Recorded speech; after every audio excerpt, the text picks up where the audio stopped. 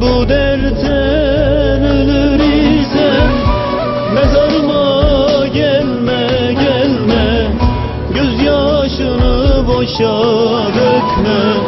Toprak olur bu bedenin, oturup da ah eyleme ya. Yalan olur, yalan olur, yaşadığım hayal olur. Geldi geçti ömrüm böyle, yaşadığım rüya olur. Yaşadığım